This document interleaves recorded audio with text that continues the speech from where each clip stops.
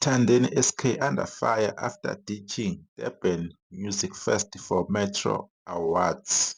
Gig Metro FM. Sabona ngiyanibingelela.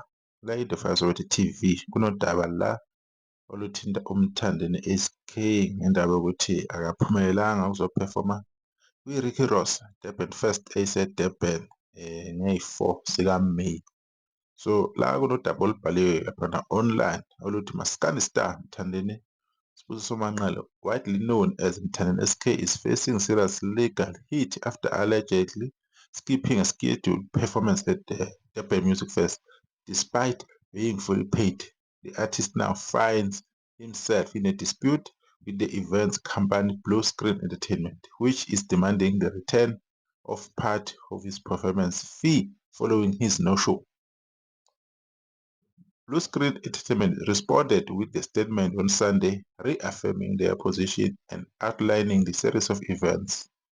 Our company compensated Mthandeni SK with 40,000 in accordance with a signed contract for the Durban Music Festival scheduled on May 3rd. Unfortunately, instead of honoring his commitment, Mthandeni SK chose to perform at the Metro FM Awards on the same evening without notifying us of his absence, it read.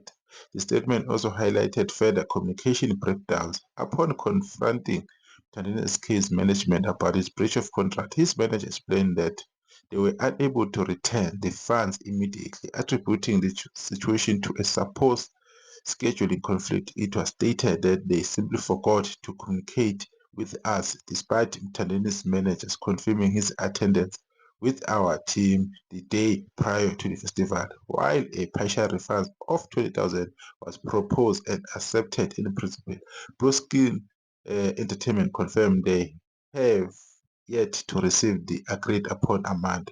As the deadline passed, legal action may now be imminent for the popular musician. Yiyo-ke incwadi le ibhaliwe-ke yiyo ikhampani, ibhala yena uSibusiso Mthandeni Manqele, owaziwa ngoMthandeni SK, incwadi edimanda icela loya 20,000 ukuthi isivumelwano abasigcinanga sokuba bezophefoma kuphi kwi-Ricky Ross Durban Music Festival. Siyakhumbula ukuthi uMthandeni kade eyophefoma le eMbombela kuma-Metro FM Awards lapho aphefoma khona ebusuku kakhulu. Wayengakwazi vele ukubuya ngesikhathi ezophefoma kuphi eThekwini, kodwa-ke owagcina ekwazi ukuphefoma wuye uMahu, intokazi le acula nayo le ngoma ethi Igushe. Asazi-ke bakwethu ukuthi-ke izinto ey'njengalezi zizolungiseka kanjani, kodwa-ke abaculi nama-event organizer banendlela yokusebenzisana, baney'vumelwano. Okuhle kakhulu ngale nto ukuthi yena uyasayina iy'vumelwano manje, awuveli nje wenza into nigcine ngokukhuluma, kodwa sekuba nento ebhalwe kuphi phansi. So asithembe ukuthi bazoyithola-ke indlela yokuthi bevumelane besebenzisane kahle ngoba kusasa bazodingana.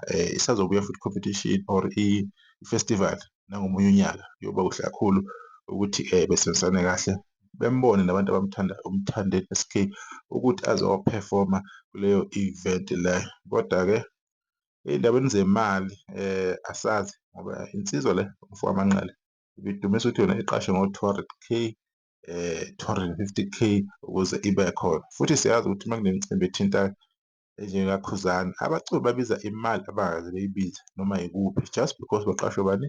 uKhuzani. Siyamangala khona uma sekuvela ukuthi bamukela imali engaka, umcimbi omkhulu kangaka, ubu-headline insizwa le imiliki uRicky Ross. Asazi-ke kuzozwakala, asithembe kodwa ukuthi isixazululo sotholakala nemali-ke igcine ibuye uma kuwukuthi iyabuya. Kodwa-ke iy'nto ey'njengalezi ama-contract aya-apply-a ne-legal action iyaziwa ukuthi-ke ukukhokhela abameli kuya e-court kuzothatha isikhathi. Kungakuhle vele beyilungise le nto kusese-early, omunye nomunye angazi kumele afonele